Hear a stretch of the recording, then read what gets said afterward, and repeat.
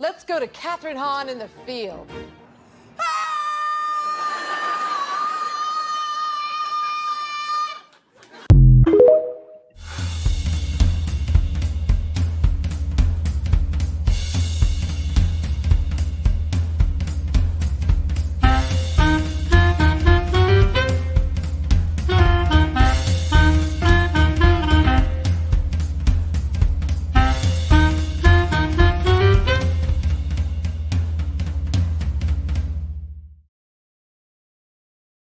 And I think that sums up best all of our feelings. So welcome in to the 1 hour, one brain cell podcast and today's special 1 hour Agatha All Along recap show. It is podcast after dark, post daylight savings time. So it feels like it's about 14 p.m. So this should be really good. And after like a week post finale, I think we're finally ready to talk about it. As always, I'm joined by my co-host, Steve Kornacki, who is taking time off from the busy election cycle to be here with us today. I'm so mad that I didn't think of doing Kornacki for our Halloween episode last week because it would have been so damn easy for me to do. And I blanked on it and literally until the day after. I was like, damn it, I could have pulled that off perfect. I could have made some maps and like started to like make my little doodles on the maps because I wouldn't have had a big board to go play with. So no, it's fine. I just had to sit there for like an hour and 15 minutes and be the personality hire, but I forgive you. Oh God. All right. I mean, next year, I failed you. I failed you as a co-host. Well, maybe for our Vatican live show. Yeah, maybe we might have a podcast live on location that we've never done before, but we'll see. Still got time for that. I am joined by my co-host Jordan, who, as it says on the name at the bottom here, sad Agathario fan. Yeah, I mean, aren't we all? Honestly. Yes. That's just generalizing here. I mean, that's the only thing we have for the show today. The bullet point on the doc says, I believe, hold on, I need to quote this. Crying on the Witch's Road, ? Okay, wrap it up. We're good. Got it. I put that bullet point in there before it's true. The episodes actually aired too. That's true. Maybe you had a premonition of what was to come or something. I was delusionally believing that there might be a good ending, but you get what you get. Mm-hmm. Where do you want to start? Do you want to just like... It's all going to be spoilers, by the way, so I'm not timestamping this, but just just if we want to go roughly an episode at a time or a plot point at a time, or like I'll follow your lead. No, we don't have to go in order. I mean, we can just and like get into the details. I feel like we can begin with like just our overall thoughts on both of the finale episodes and how it affected our thoughts on the show in its entirety. And we can kind of start there, and then if we want to get into specifics, we can. Okay. Do you want to start? Do you want me to start? Well, I can start if you want. Yeah. I was doing some preparation before the program, and so I was reading some interviews, and so I put some quotes in the doc that we can get to throughout the show. And I was watching House of R. I was watching a little bit of their episode, in which House of R, as we referenced on the podcast previously, they do a great job on The Ringer. And their deep dive into episodes 8 and 9, their show was 3.5 hours long. I don't think you and I are going to go quite that long. No, I don't think I can do it. That would put me up to like 10-15 at night, and that might be a little too podcast after dark. Past your bedtime. Yeah, it's true. I do have a bedtime. It's past it. I mean, both of us are yappers, so we've gone long before, but not 3.5 hours long. So, anyway, so I liked this finale better than you did. However, I do have some caveats and some things that I would have liked to have seen if they could have done better. But overall, I thought they did a great job kind of landing the plane for the most part for me in terms of the story they were trying to tell. Mm-hmm. And again, we'll get into kind of some of the reasons why I wish I would have seen more. And it goes back to what I talked about, I think, after the Billy episode, which is like, there's just not enough show here to really dive more into what we would have wanted. And I think that was the biggest thing. One of the biggest things I took away, like, man, 9 episodes wasn't enough for the story that we kind of deserved to get. I feel like we were just missing 1 or 2 more episodes to tell more story, and then you would have had like an all-time great show. And because of that, and they ran out of time in a way, and they really constricted themselves to this 9-episode run, I think that then hampered the show in a little bit. But anyway, so overall, I really like what they did. I liked where I like where the characters ended up. I felt like with the story they were telling, again, they did each character justice in terms of telling their story. And outside of maybe 1 or 2 characters that I think maybe had a little bit of disservice done to them. But other than that, I felt like, Agatha, and I think this is a big point of contention, I think, with you and a lot of the fan base, is how the show ended with her death and her becoming a ghost, and that's the big contention point. So I'm going to start there because I teased you that I had a hot take about Agatha's death that I was saving. Yeah. So I don't know if you were going to agree with me on this or not. And Jack Schaefer commented on this as well, and so I'll get to that in a second too. But for me, and Agatha's story, I felt like if you would have kept her alive, I don't know where else that character could have gone. I don't know what other stories there were to tell if she were to have continued to stay alive and not move into this ghost form that she had. And I think that's part of the reason why they decided to do what they did is moving forward, like, what stories do we tell with Agatha if she is still alive? Where does she go from here? And I felt like there wasn't going to be much else for her to do, right? And one of my big contentious points of this show when we got into it was like, in a way, this show was a lot of ways a vehicle for Billy's character more so than anything else.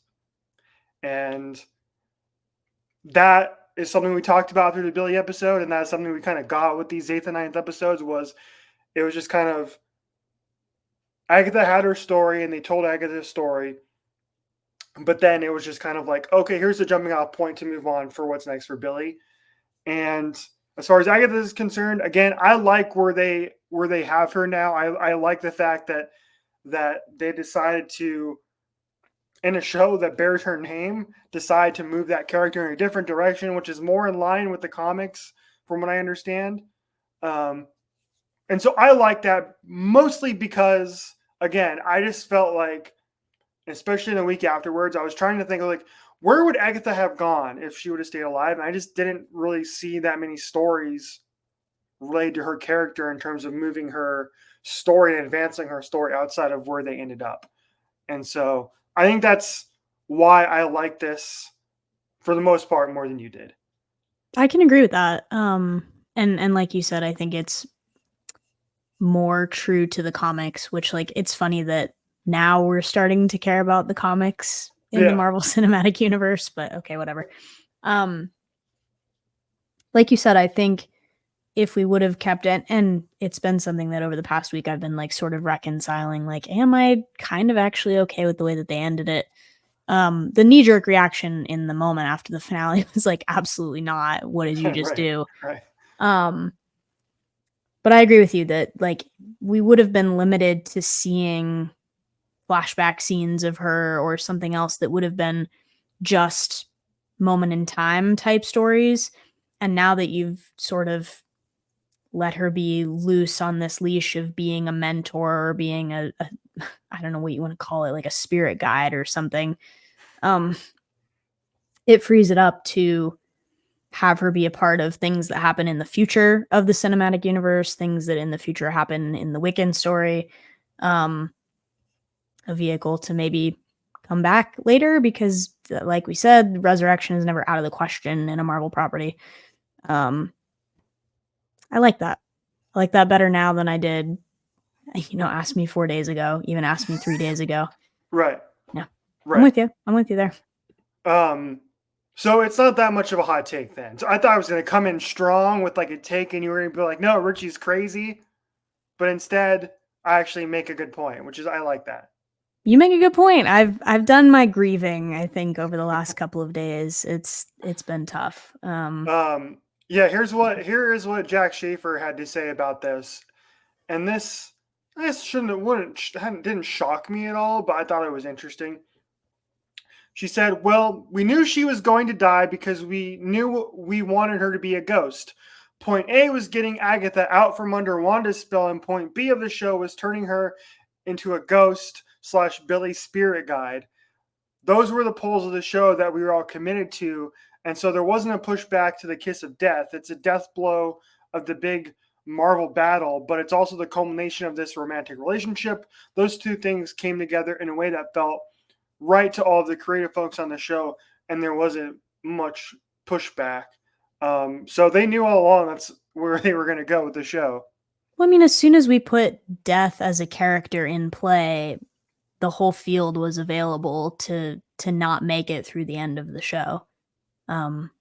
Realistically, I think that was always how it was going to go. And look, I will never complain about there existing sort of a blank check open vehicle to include more Catherine Hahn in the MCU or the Marvel television universe or whatever it may be, because now we sort of have that. It's just an infinite space where we can get her to appear in these different properties. And I don't know. I'm excited about that. Yeah, more Catherine Hahn, the better. Now, here's the thing, too. They asked about, they flat out asked Jack here in one of these interviews. Let me see if I can find it so I can make sure I get the quote correctly. Deadline. I know you already said it, but I just want to ask one more time. No season 2? No spinoff? You don't have anything in the works?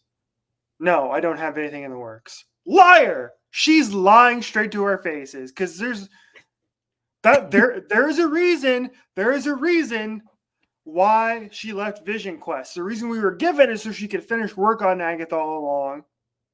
But I think at the time we're like, okay, well, that makes sense. Timelines work out there. But now, as we've already seen the show, there's clearly more story to tell. And the only person that I think any of us trust to do that is Jack. And so when she says, no, I don't have anything going on, I call total BS. And that's why she left. That's why she left Vision Quest, because there's something else in the works, which Marvel has yet to reveal what it is. And we're going to find out in short order. I think we can call BS on it right now. There might be more coming in the future. I want to circle back to something that you said that like we just really needed like 1 or 2 more episodes. And it was something that I don't have the quote in front of me, but it was again with an interview with Jack Schaefer, who also like, can we just compliment her? Like has been so candid through the interview process in saying their goals for the show, things that they wish they would have done differently, things that, they appreciate from the fans and from the storyline. I think as a reformed Killing Eve fan, I could never imagine that from their showrunners who will not be named for the damage they did to us as fans. But she said something along the lines of like, and you had brought this up, I want to say last episode, where when we're talking about typical TV shows prior to the era of streaming services, you had 22 episode arcs, or you had, more time to play with. You had mid-season breaks. You had all kinds of things that would go on that would allow you to, I think the quote from her was like, it would allow you to course correct, right? Quote unquote. And when you have to ferry out this prepackaged 9-episode chunk, you don't have time to correct any of those things in response to how the fans feel about it, the feedback you're getting, where they want to see the story go, and things like that. And she's been very, very open with saying, like, there are things we wish we would have included that we didn't, or we didn't expect the fan response to certain things, but because of the nature of the show, like, we just couldn't do it. So there's more story to be told, but this particular vehicle didn't give us the chance to. And I don't think that's on her. I think that's obviously on some of the higher ups that were like, this is what we need to see. This is what we need to be given by the end of this. This is what we need to set up for, because Marvel as a brand can't do anything without setting up something else. So true. So there's maybe this fleshed out story and this storyboard that everybody says that exists that we're just not going to get at this time. And that's not on Jack Schaefer. That's not on the cast. Obviously, that's not really even on the writer's room. That's from the higher ups that make the calls on it. But it is almost sort of unprecedented for them to come forward and be like, we didn't expect the fan response to what we had, and we would do it differently. So great. We appreciate the honesty on that, I think. Yeah, exactly. That's the thing that's kind of stinks about this too, is even if we, as I do believe that there is something else in the works, it's going to be a while before we see that. We're the past pre-streaming, hell, even 6-7 years ago, right?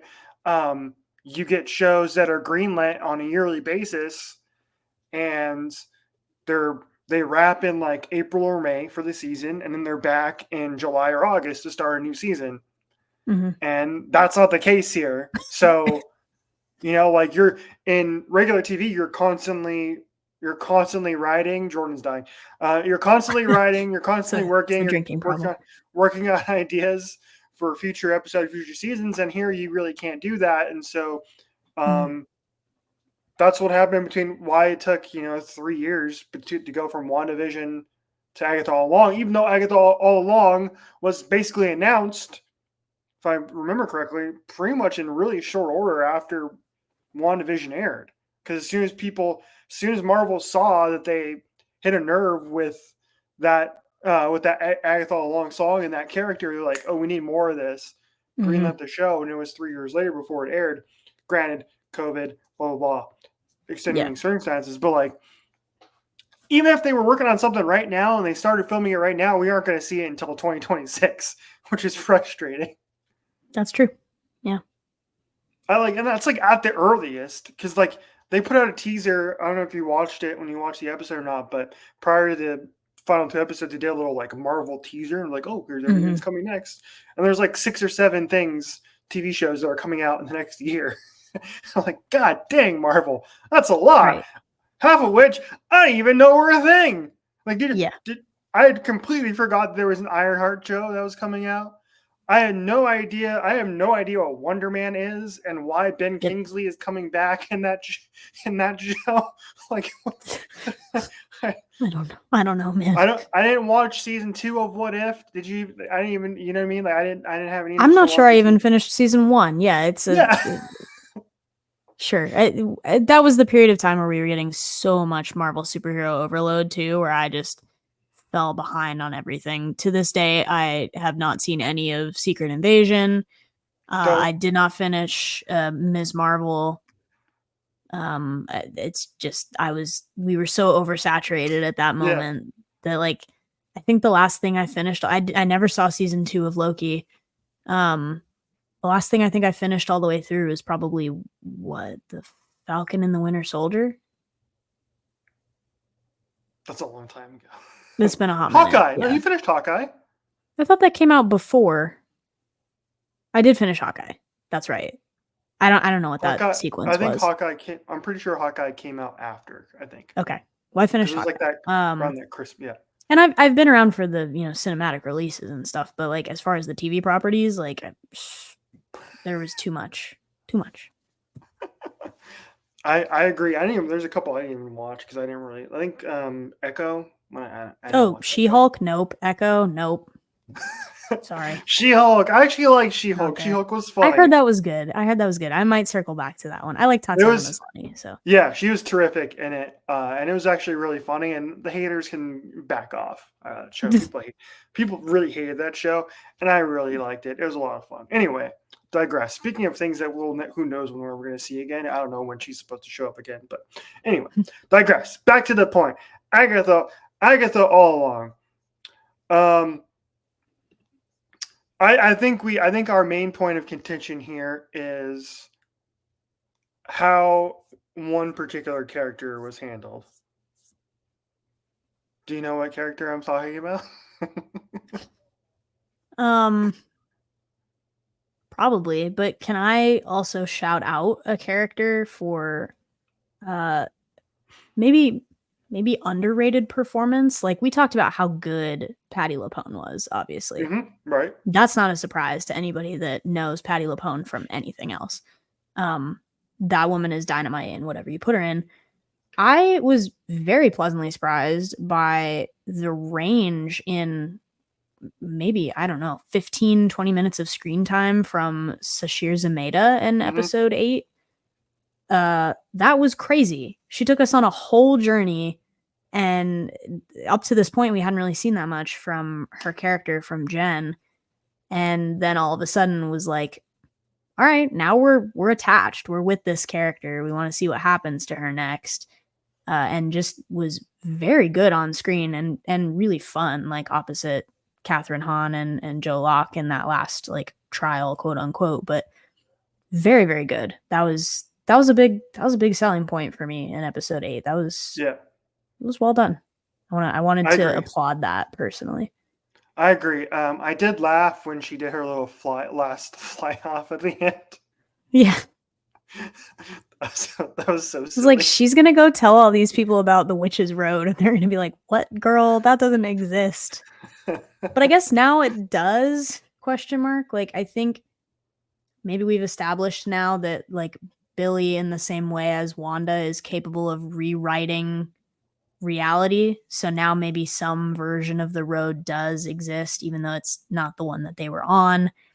I was also giggling because people were bringing forward and they were like, girl, Rio probably loved being on the Witch's Road because that didn't exist. Like, that was brand new. She was having the time of her life. Like, death has never been anywhere new in her life. Right. But all of a sudden it was like brand new. Like, I've never been here before. This is so much fun.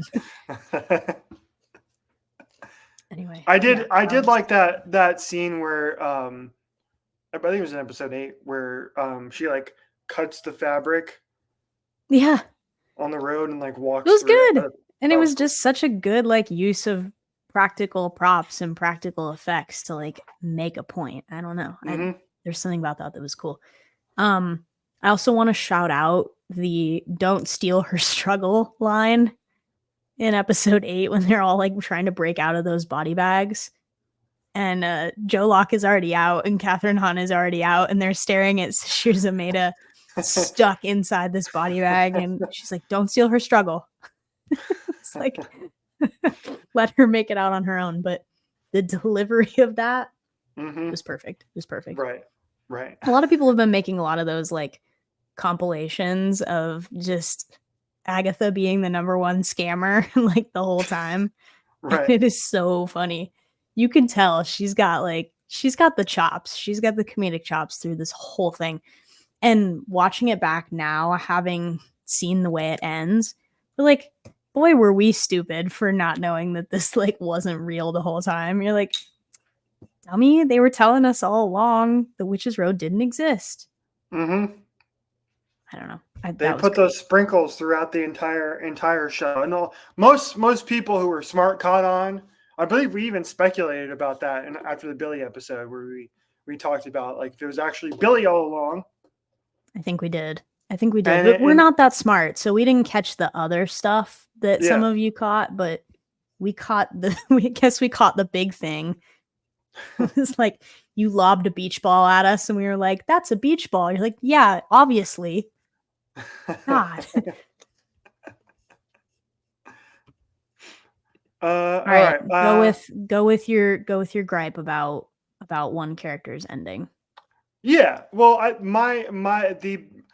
the character who got most disservice, and I wish we would have gotten more of, is Rio. She kind of like got back burnered a little bit in the last couple episodes. Mm-hmm. And she was the one character who we didn't get much backstory for, and as opposed to Billy and Agatha, who we spent so much time with in the last episode, with her and Nikki Scratch, and so Rio is kind of she just kind of shows up, but we never really get.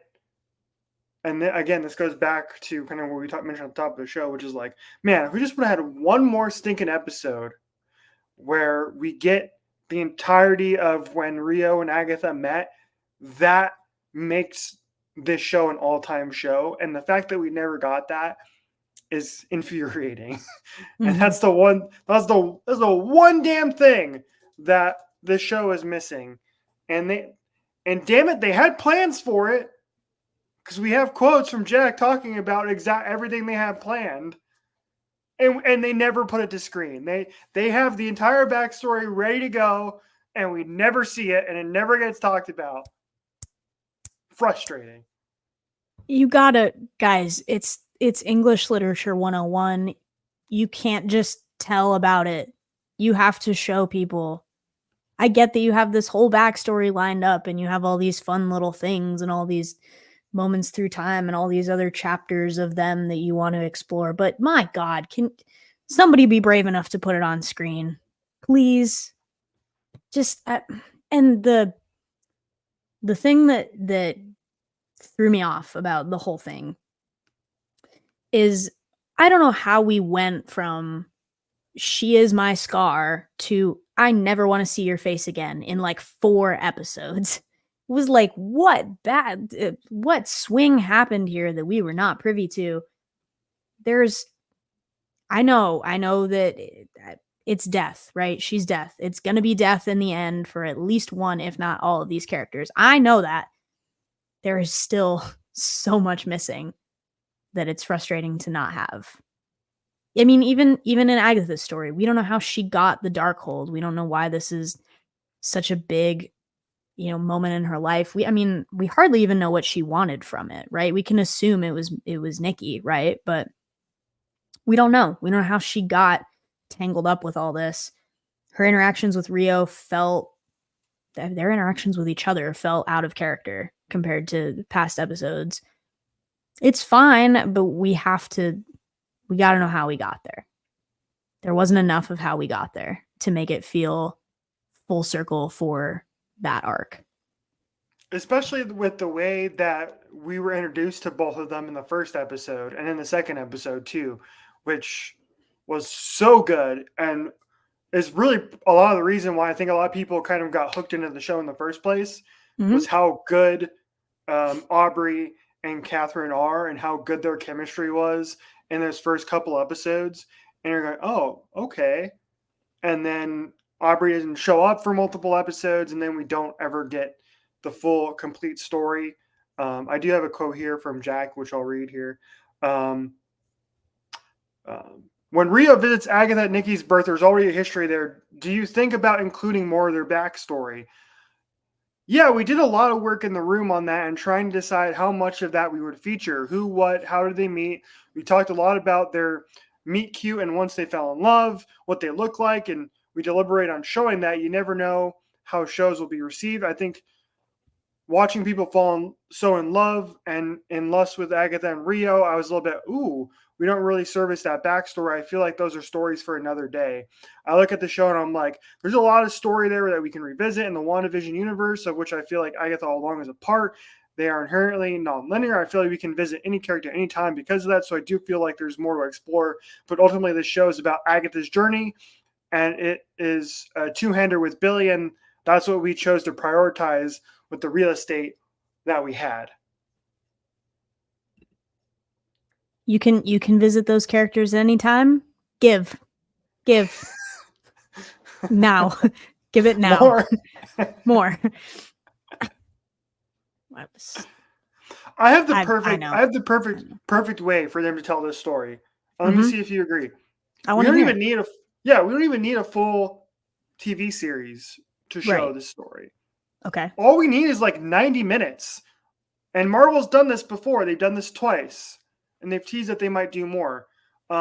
These like Marvel Spotlight, I believe is what they were calling them, or Marvel one-shots or something like that, right?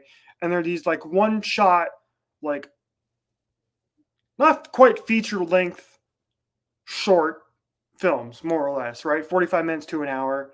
They did it with Werewolf by Night, which was forgettable. And then they also did it with, yeah, exactly. And they also did it with the Guardians like Christmas special. Oh yeah, so they've done that Groot holiday thing. Yeah, yeah, exactly. So they've done both of those, and I think that's the perfect way to tell this story.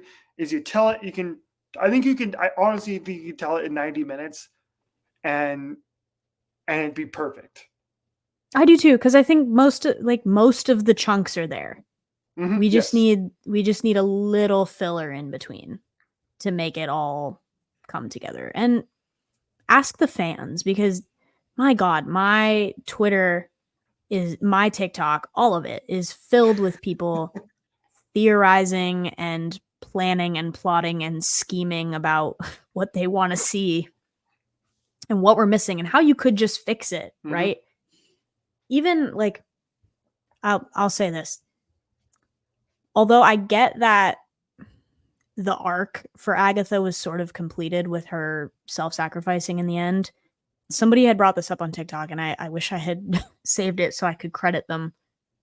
But it was like, even if that would have been more of a slow moment between them, instead of her receiving that psychic message from Billy that was like, is this how Nikki died? And then immediately rushing to Rio. If it had been a little slower and you could have showed an interaction between both of them where they're like, and you know that they're good at this, right? Like facially or just with their eyes or with their body language, saying like, I've accepted this. This is how it's going to go. I'm sorry. I forgive you. I'm not mad anymore. If you would have just slowed it down a little bit and changed the charge in that interaction from something that felt more like a rush moment or a snap decision into something that was more intentional and took time and was sort of a culmination of the greater arc and that thread between them, that it maybe would have felt a little more meaningful. There's just little changes that I think would have gone a long way towards defining what ended up being a little bit of a messy story at the end. Still good, and I think, but yes, exactly. And Jack mentioned at the end of that quote there, but you know, she kind of mentioned how it was Billy's story and Agatha's story at the same time, and for the most part, like I mentioned before, both characters I thought got served really well. And I do think they did a great job with Billy's arc. I thought he had maybe the most complete arc of the entire cast. Really, I would agree. Yep. And I think it's kind of the frustrating part about it being Agatha all along, and Billy is your best written character and your most complete arc. That like in her own show, you sort of relegated her to eventually end up as a sidekick to Billy's character. That's certainly not how they meant it. But I think it ended up panning out that way, and especially because of how much weight they gave episode 6 in Billy's full story arc. And the fact that really we only got partial arcs for most characters. Even the stuff in episode 9 where we saw more of Agatha's backstory leading up to this still left some blanks to be filled, I think. Yeah, absolutely. And and again, and you mentioned this in our document, which is like, there is no shade to be thrown at any of the actors on this show. No, not at all. I hope that they know that. I hope that they know that and they can feel the appreciation from all of the fans that went into this show, because they were all brilliant. It was so fun to have just a powerful, strong, mostly female-led cast, and especially within that coven, and to see how that grew and developed and to get attached to all of these characters individually and follow them on their journey. And I think you mentioned it last week, but like, we wouldn't have made it to this point if people hadn't felt a connection or wanted to see more from Agatha in WandaVision. We wanted Agnes's story. We wanted Catherine Hahn. We wanted more of that. And if Jack Schaefer hadn't fought tooth and nail probably to make this happen in a room where there were a bunch of people that were like, we have so many better projects to deal with. She's like, no, we need to tell this story. And in that sense, they absolutely did it justice. And there's been nothing but love from those cast members that's like, thanks for letting me be a part of this. It was fun. It was amazing. And I mean, that's all appreciation. It's not on them. They did absolutely the best with what they could, and probably beyond that, to be fair. Like the writing, you take a cast that's not the one that we had, I don't think it goes as far as it does. But you needed all of those parts individually and all those people to be involved and deeply entrenched in how well this did for it to come out the way that it did. I 100% agree. I do want to touch on Billy again real quick, because like I think the cool thing about his arc is, if you think about it in this way, the Billy Maximoff that we met in WandaVision was 10 years old, right?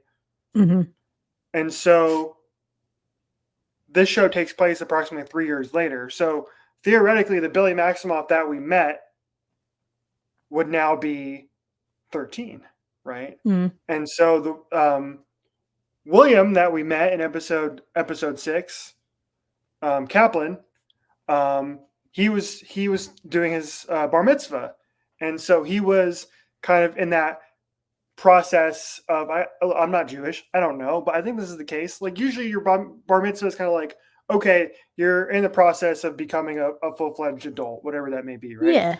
And so I feel like that was Billy's story here. Is not me Googling what age do you have a bar mitzvah. Yeah, it's like 13. 13. Yeah, it's 13. Yeah, it's Tracks. 13. And so like that's what this show felt like for me, for Billy as a character. Is it like it was him going from the boy that we met from in WandaVision into kind of the a man, basically, right? In a way. And it lines up perfectly to where 3 years later, the Billy that we met in WandaVision is now 13. So this entire journey down the witch's road was like his version of in a way, like his version of a bar mitzvah, in a way, growing up. We watched him grow up essentially over the course of these 9 episodes. And for that, I commend them. I thought that they did a really good job there. I do. I think they did a good job with his story, and Joe Locke was phenomenal. Like, props to him. This was, I think, maybe his second ever major role. You would not know it. You would not know it. He was incredible and fit right in with this cast, who are, very accomplished and can just held his own. It was great. It was great to see. Yeah, he's in Heartstopper. Is that what he's in? I've never seen it, but apparently he's great. Yeah, neither have I. Yeah. Mm-hmm. I mean, he got what he wanted. He got what he wanted out of the road too. I mean, at the end, right? Like somewhere out there is his brother. You don't know where he is yet. That's a story for another time. But exactly, there's one of the things from that 8th episode that I didn't connect to as much, and is when Billy finds out that he was the one that created the road, and he's trying to kind of figure out, and he asked the question, I think openly, is like, did I kill these people? Yeah. And we get like a quick 1 or 2 lines on it, and then he moves on. And I feel like that was a little underserved in a way, where like if I found out that I was partially responsible, I don't know how he was able to move on so quickly from that. And Agatha's response is basically like, if you do the math, you actually kind of saved a life. because I was going to kill all these people anyway. She did, yeah. That was also funny is like we got all those flashbacks of her like siphoning power from all those witch covens, and I saw somebody tweet it and it was like, so what was her plan when we got to Mrs. Hart? Was she just gonna strangle her with her bare hands or something? Because like she's not a witch. It's like, yeah, that actually we didn't tie that one up. But I think that goes back. Like, didn't they? I think they had an interaction like that where he's like, I'm not a monster. I don't kill people. She's like, sure you don't. She knew the whole time. She knew the whole time the road wasn't real. And you're like, you were at least indirectly involved in all of this. Right. Not saying they didn't get good endings. Like, I think Lilia's end in particular was good for her character. Alice got taken out. I'll say that right up. Alice got straight up taken out. That was not cool. But yeah, her character was like the one that I felt like was like the most underserved, and she didn't really get the ending that she deserved. They tried to do it at the beginning, I think, of episode 8. Yeah, I mean, she got where, like, the experience of breaking her generational curse or whatever it was, but like, still, I think she got the short end of the stick there. Yeah. Unfortunately. I did see a tweet as well that was so I think we theorized about this maybe, I don't know, a couple of episodes ago, that was like we thought the ending would encompass some big battle between Agatha and Rio and Billy in an order that was still to be determined. And so we were mostly right about that. But I think it was a good call on our part. I want to say it was you that came up with this, is like Rio is after Billy and was not after Agatha. And I think obviously that ended up being true, but an interesting take that I found, and I had to write this down. It's from Cinemerics on Twitter. Thank you for being smarter than we are. Rio wasn't only after Billy because he disrupted the balance. She was also mad that he was able to do what she couldn't do for Nikki. Death herself couldn't bend the rules enough to give him more time, but some random kid did it without even trying.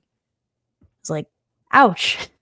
Right. The more you go into this stuff and the more that you all who are very smart come up with these things, the more it makes me want to peel the skin off my body. So thank you for that. It's all horrible. It's all horrible. All of the things that I see you theorizing on Twitter and TikTok and Instagram that just make it hurt more. Ouch. Yes. Big ouch. I did send you a tweet yesterday. I think it was yesterday, from one of these like nerd rumor sites. And it included a tweet from over a year ago, from like June of 2023, that everybody missed, because I didn't see this. I generally try not to look at these sites because I think they're bullcrap 90% of the time anyway, right? They're probably wrong. They're probably wrong 90% of the time, but the 10% that they're right is like, ooh, what do you know? Like, yeah, exactly. And this was June of 2023, where this website reported that Aubrey Plaza was going to be playing Death in Agatha All Along. And nobody like caught on to that until the damn Funko Pops leaked, right? And so that same website at the same time reported that, or maybe not at the same time, but later on, had reported that there was already a spin-off series in the works for Rio and for Aubrey Plaza. Or actually, maybe it was like some sort of spin-off. Those are the series, whatever. Anyway. And so, please, random rumor sites, please be right. In which case, like we already talked about, like TV shows, generally you're kind of always working on them and you're working ahead. It lines up. I'm telling you, it lines up perfectly with what we already know, which is Jack, again, kind of what we talked about earlier. Jack left Vision Quest, and there's something. It lines up, but there's also this crazy thing happening called being employed for these other actors that like they definitely have other things they're working on. And I think that was part of the explanation for why Aubrey Plaza wasn't around so much during this, is that she was filming something else. All I'm saying is, if we could just if we can donate to like get her to clear her schedule temporarily, I would put some money toward that, and I would feel good about it. Where's the GoFundMe, Aubrey? Yes. There's something else that I sent you as well. We also got robbed of post-credit scenes, didn't we? I guess, but I'll be honest with you, it's kind of refreshing to just be able to turn it off at the end of the episode and not worry about it, because like we've been so conditioned on every Marvel project and superhero projects and movies that there's going to be a post-credit scene. And I'm a firm believer that most times these post-credit scenes don't really add a lot to the story. They're usually just like fun nods at whatever the next new thing is going to be. I would rather you tell the story between the credits rather than in a post-credit scene, if it's me personally. But I agree.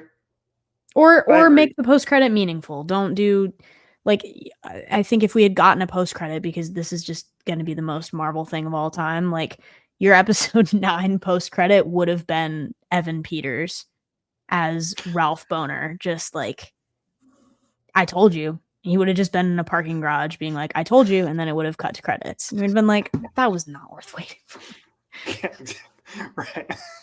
Like that's the way it would have gone if we would have. Like do you remember the post-credit scene for Multiverse of Madness? I'm struggling to remember. Well, one of them. I think one of them. There was another. I think there was 2. Is it the one where he like gets the third eye?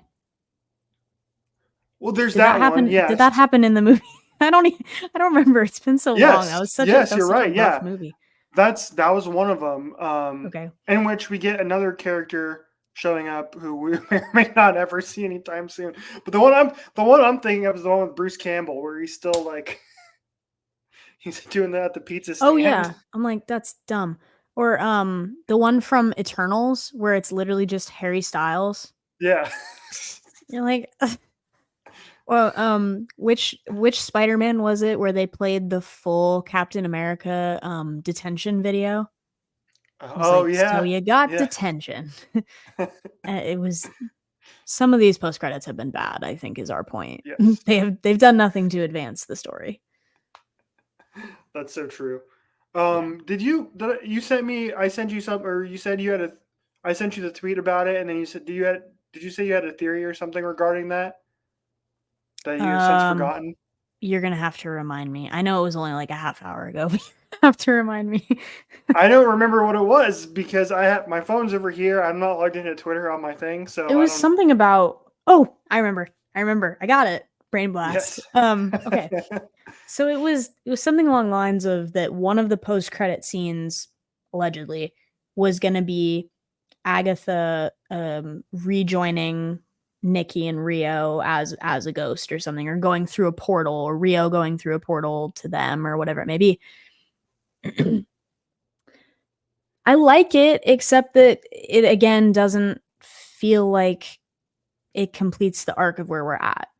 Because we just got from the point where it's like, I don't ever want to see your face again. She's not ready for that. She's not at that point in her journey where she's ready for that. And even though it feels like we're approaching sort of a resolution of her grief, and like, I mean, I saw people saying this even about the kiss scene, where it was more so like, we've both done damage to each other and I'm done blaming you for all of it. But I don't think she's there yet, realistically. And I think maybe that's some closure that she can attain in her ghost form in however many years that would take her. And then at some point make her way back to that and be at peace with that decision and how we got there. That's not it. It's not it yet. I think that would have been rushing the character development, as much as I would love to see it. Right. Well, here's some more stories to tell from our friendly group of Coven. Hey, please. Maybe we'll get some more Lily at some point in time. You never know. Come back. I hope so. She's not dead. I don't know how much they had to pay Patti LuPone to get her on this show, but I hope she comes back for more because we love her. Yes, absolutely. All right. Well, it's 50 minutes on 2 episodes of TV. That's pretty speedy. I'll tell you what. Yeah. Do you have any? I know you talked about that you hadn't watched so many of the Marvel TV shows. So not as much as I have, certainly. Yeah. But do you have like any? You know, I'm bad at TV. You know that I'm really, really bad at TV because I have stuff that I've started years ago that I never finished. I'm so serious. Like I don't, to this day, haven't finished The Good Place. I don't know what time that series started airing, and I've tried to get through it. Like I've gotten most of the way through it multiple times, have never finished it. I'm bad at it, which tells you how important this stupid little witch show was to me that I tuned in every week past my bedtime to watch these characters and the finale, the 2-episode finale, way past my bedtime. But I stayed up to watch all of this, and it was worth it. It was so worth it every week. We should explain to people that you and I were watching the show at the same time, but we didn't say a word to each other because we didn't know. Yeah, I didn't know what point you were at. I didn't want to say anything that would be like a spoiler. Either of us were in the episode. Yeah, I never would have forgiven myself if I would have accidentally spoiled something for you, or vice versa. Like it would have, we would have probably actually come to fisticuffs over it, but we didn't. And we didn't say a word until like after the episode was over. Yeah. And you were like, "Oh, thank God," because that happened like 15 minutes ago for me. Like I'm done. So glad you caught up. I was like, I have ads. I'm broke. I have Disney Plus with ads. Yeah. Luckily, I steal my Disney Plus from somebody else. Ooh. And so they got the big money coming in. So I have Disney Plus with no ads. Ad free Disney Plus. I aspire to be at that point, that financially stable at some point in my life. To afford ad-free streaming services. Yeah. That's the goal. It's no longer to have a house because that's so unreachable. But it is to be able to afford like a coffee a week and to have ad-free streaming services. That's the new dream. We should all. That's the American dream, baby. Get coffee with oranges in it, and be able to afford coffee with oranges. Yeah, that's insane. What was your question? I'm sorry, I derailed you. No, it's all good. No, I was just gonna ask you where you thought it ranked among your Marvel TV viewing experiences. Because for me, it's legit like 1A and 1B with WandaVision. Like it's right there. Okay. Yeah, I would put it right in there, if not tied for second with Hawkeye. I really did like Hawkeye. WandaVision, I think, is firmly my 1. Also because it started the whole thing, and somehow it was so good on a level that we've not been able to attain since. Right. The concept was so unique, the premise, these characters, all of it, and it was so much fun to be a part of the online community at that time where people were constantly theorizing about things. Right. And it felt like we were maybe going to be on to something. And then it took us in a completely different direction. And I think a lot of us got that feeling back with Agatha All Along. We were able to, conjure up the theories and get out the string board and like try and figure stuff out. And people were taking apart the episodes bit by bit, and we're still finding Easter eggs for episodes now that like we know how it ends. People are going back and watching it again and picking out things that we never would have found before, and that's been just a fun community experience for all of it. Hawkeye was just a really good story, and set up other stuff too, and brought us Kate Bishop and brought us a more fully fleshed out Clint Barton, who doesn't get very much recognition among the other Avengers because he's literally just a dude with a bow and arrow. And we got Pizza Dog. We got Lucky the Pizza Dog. I was gonna say that, and we got her and Yelena that tied together eventually Thunderbolts. Yeah, hot sauce on the mac and cheese. She only has one fork because she's one person. Kate Bishop, this is not cutlery. It was good. All of that was so good. And yeah, it's at least a 1B, if not a tied for 2. And I think that ranking will change. If you had asked me last week when the show ended, I would have put it firmly at a 2 or a 2B. Mm-hmm. So I'd have been like, I don't like the way it ended.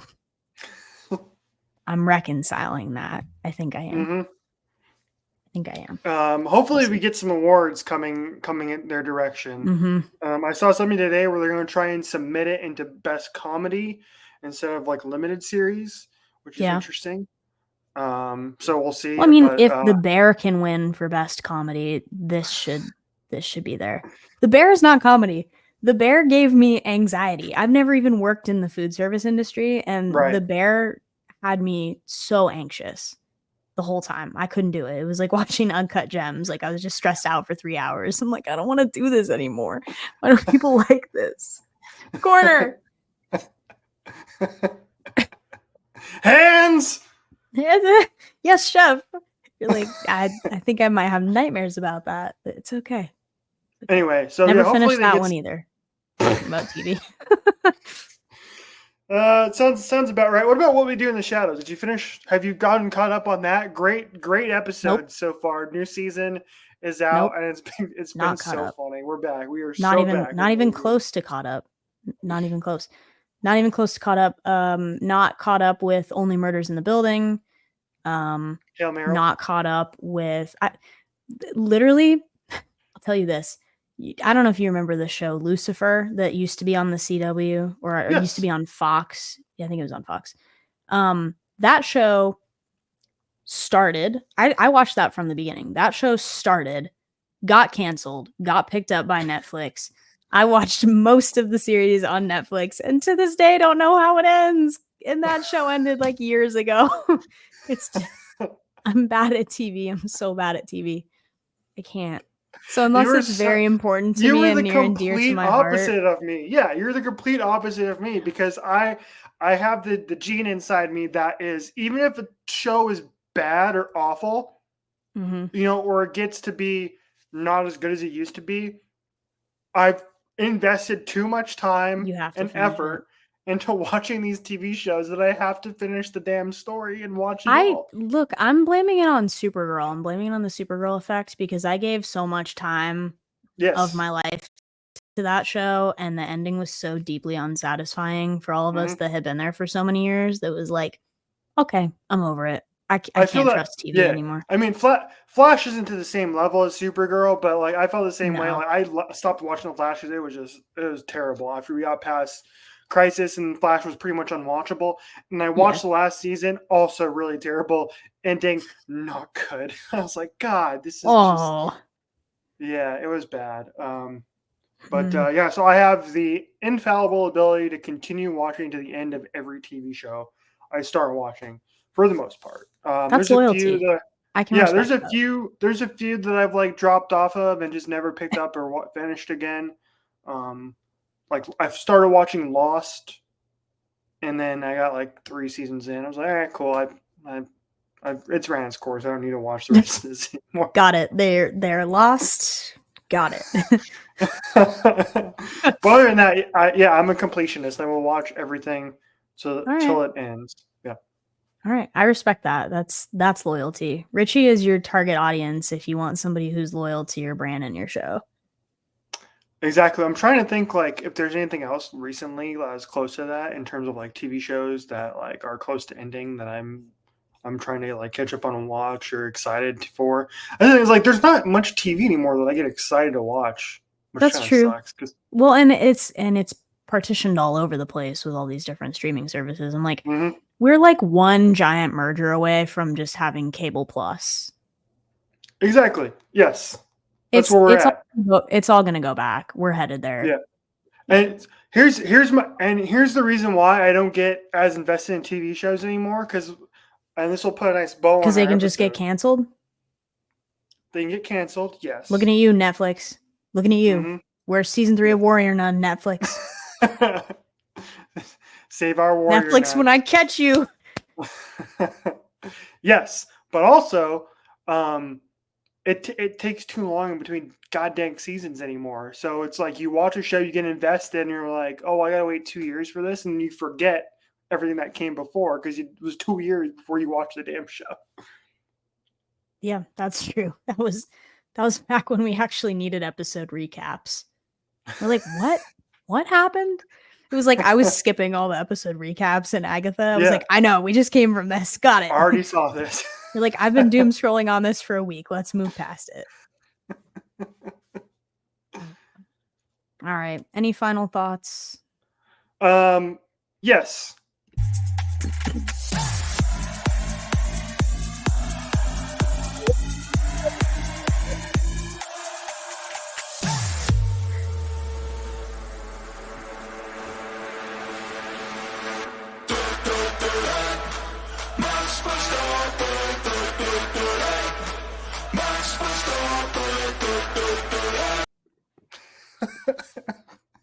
It's perfect. It's perfect.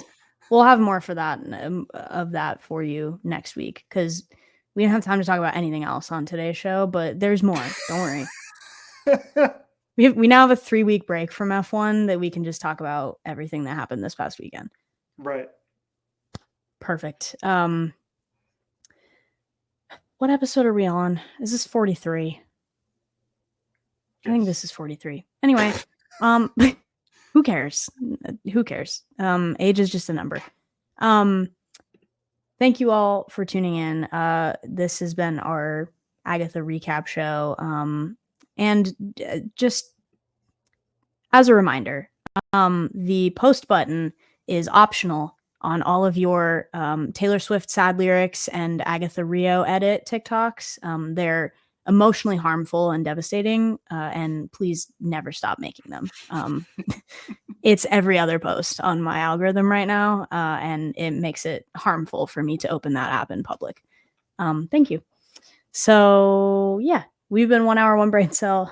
You can follow us at OHOBC Pod, wherever you get your social media and your podcasts and your doom scrolling, and come check us out. We appreciate you. Thanks for being here. See you next time. The gesture.